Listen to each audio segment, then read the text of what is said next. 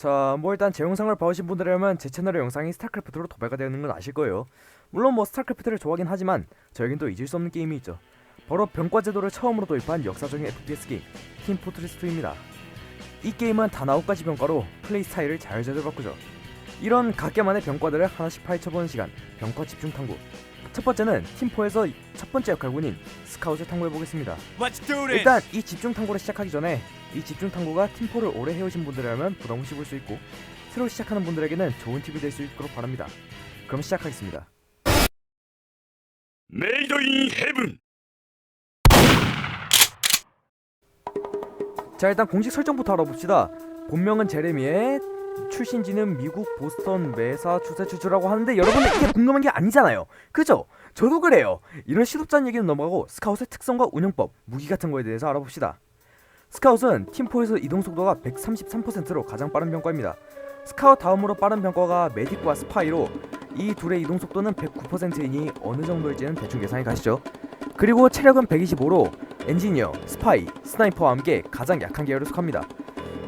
일단 오버워치를 즐겨 하시는 분이라면 트레이서 정도 느낌이라고 보시면 될 거예요. 롤에서는 잘 모르겠네요. 이렇게만 보면 그냥 발빠른 꼬마이 아니냐 하실 수 있지만 직접 스카웃을 플레이해보신 분들은 아실 겁니다. 이 33% 이동속도가 얼마나 큰 역할을 하는지요. 그리고 화물 이동속도와 지점 정령 속도가 2배가 됩니다. 이것도 꽤 큰 부분을 차지하죠. 그리고 겐지마냥 이런 점프도 가능하고요. 다시 이동속도 얘기로 돌아가서 이 33%의 이동속도가 스카웃의 생존과 팀의 전투, 심지어는 게임의 판도까지 결정할 수 있다는 거 알고 계셨나요? 스카웃은 이 이동속도와 2단 점프로 모든 공격적 루트를 이용할 수 있죠. 이걸로 적의 뒤를 치거나 적들을 교란시키며 혼란을 줄 수 있습니다. 그리고 이 이동속도를 받쳐주는 게 있죠. 바로 무기입니다. 스카웃의 주무기는 스캐터건으로 샷건 정도라고 생각하시면 됩니다.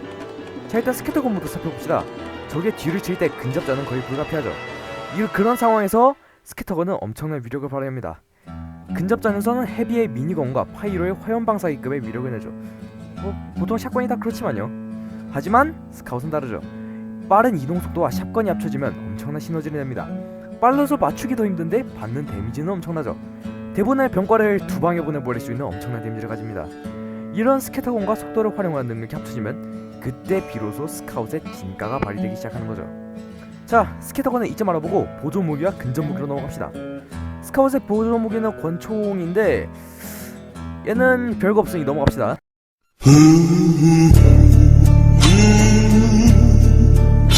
자, 근접 무기입니다. 근접 무기는 야구방망이입니다. 하지만 스카웃은 살짝 다릅니다. 스파이와 스카웃을 제외한 모든 병과의 근접 공격 피해는 65입니다. 하지만 스카웃은 35밖에 되지 않죠. 스파이는 스파이 조명 영상에서 알아보기로 합시다. 자, 근데 이 35라는 데미지가 또 무색할 정도로 스카웃은 엄청난 근접 공격 속도를 가지고 있습니다. 스카웃의 근접 공격 속도는 0.5초, 그리고 다른 병과들은 0.8초입니다. 그래서 근접 무기로도 충분히 킬을 따낼 수가 있죠. 이렇게 지금까지 스카웃의 특성과 무기들에 대해 알아봤습니다. 자, 다음 스카웃의 운영법에 대해서 알아볼게요. 일단 앞에서 특성과 무기만 보고 사기라고 생각하시다면 큰 오산입니다. 저건 장점들만 날려놓은 거니까요. 진짜 교전 중에 한순간만 정신을 놓아도 바로 골로 가서 연마대항하고 면접하고 하이파이브 한번 하고 온 다음에 내려오는 게 스카웃입니다. 자, 그럼 이런 스카웃을 어떻게 운영하면 좋냐? 일단 당신의 팀이 수적으로 우세하지 않는 이상 적의 뒤로 돌아가는 건 전 개인적으로 추천하지 않습니다. 물론 교전 중에 2단 점프로 빠르게 적의 허리를 치는 건 괜찮지만 적이 오기 전에 미리 적의 뒤로 가서 아군이 수적으로 열세한 상황을 만들지 말라는 겁니다. 6대6 상황을 예로 들어볼게요. 만약에 당신이 적의 뒤를 노리고 돌아가는 중에 교전이 벌어졌다면 아군은 최대 10초 정도까지 5대6으로 수적으로 열세한 싸움을 하게 됩니다. 겨우 10초라고 생각하시면 안됩니다. 그 짧은 10초 동안에도 팀의 승패가 갈리니까요. 뒤에서 치는 게 큰 변수가 되긴 하겠지만 상대가 당한 걸 또 당할까요? 그러니 일부러 수적 열세까지 만들어가며 하시는 마시고 교전 상황에 최대한 짧은 루트로 적의 허리나 뒤를 치는 것을 추천합니다. 그리고 팀4의 빠른 대전만 있는 건 아니죠. MVR 모드에서 스카웃도 살펴보겠습니다. 일단 MVR 모드에 대해서 잘 모르시는 분들을 위해 대충 설명을 드리자면 플레이어들이 로봇을 상대로 디펜스를 하는 게임이라 생각하시면 됩니다. 근데 보통 디펜스와는 다른 엄청난 물량이 쏟아져 나오죠. 이 상황에서 스카웃이 왜 중요할까요? 그건 MVM의 자금 시스템에 대해서 이해를 해야 합니다. MVM 모드에서는 적을 처치할 때마다 자금을 얻을 수가 있는데 얻는 건 공유이고 쓰는 건 개별입니다.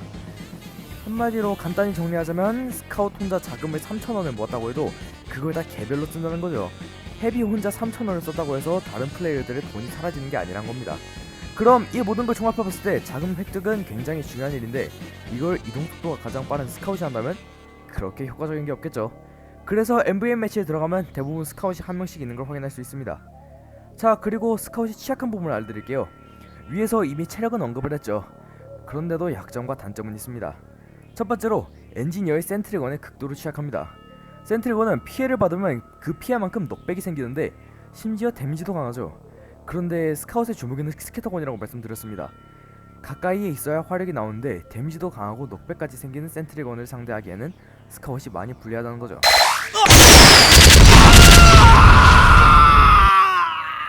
자, 다음으로 넘어갑시다. 스카웃은 1대1 면전 싸움에서는 강하지만 여러 명이 몰려오는 곳에서는 약하죠. 여기서도 체력이 발목을 잡습니다. 생각을 해보세요. 여러 명이 싸우는 난전 상황 속에서 여러 명한테 다구리를 당하면 어떨까요? 스카웃은 특히 그 상황에 취약하는 겁니다. 근데 무빙도 제대로 볼 수 있는 좁은 공간이라면 그냥 죽었다고 봐야죠. 이런 점들을 조심하셔야 한다는 겁니다. 좋아요, 운영법에 대해서도 알아봤습니다. 자, 그럼 이제 무기에 대해서 알아봐야 할 텐데 네, 맞아요. 팀 포트리스2에는 엄청난 양의 무기가 있습니다. 한마디로 이 무기를 싹 다 정리했다가는 이 영상의 길이가 1시간이 넘어갈 거란 말이죠. 지금 이거 녹음하고 있는 저도 아마 곧 뒤져갈 거고요. 저걸 다 정리한다면 말이죠. 자, 그래서 우리는 중요한 것만 딱 뽑아서 탁 짚고 넘어가도록 하겠습니다. 자, 첫 번째, 유격수입니다. 이 총은 본래 스캐터건의 특성을 완전히 바꿔놨어요. 장탄수 6발에 한 발씩 장전하는 게 일반 스캐터건이라면 유격수는 4발이지만 한 번에 장전할 수가 있죠. 우클릭으로 상대를 밀쳐낼 수도 있고요. 근데 전 개인적으로 쓰는 건 비추합니다. 자, 보조무기를 한번 봅시다. 자, 보조무기는 네, 진짜 중요한 거 없어요. 넘어갑시다. 자, 근접무기를 봅시다. 근접무기에서는 보조 기능이 하나 추가된 걸 소개해드리죠. 샌드맨입니다. 샌드맨은 스카웃의 최대 체력을 110으로 만들기는 하나 우클릭을 누르면 공을 던지고 그 공에 맞은 상대는 거리 비례 2초에서 7초까지 느려지죠. 이 공을 다시 쓰려면 본진에 있는 보급 상자를 이용하거나 날아간 공을 다시 주면 사용할 수 있습니다. 자, 이렇게 오늘은 팀 포트리스2의 가장 빠른 병과 스카웃에 대해 알아봤는데요. 저도 사실 팀4는 그렇게 잘하는 편이 아니라서 이게 뭐 팁이 될지는 저도 잘 모르겠지만 그래도 재밌게 봐주셨으면 좋겠네요. 다음 영상에서는 팀4의 두 번째 병과 솔저로 돌아오겠습니다.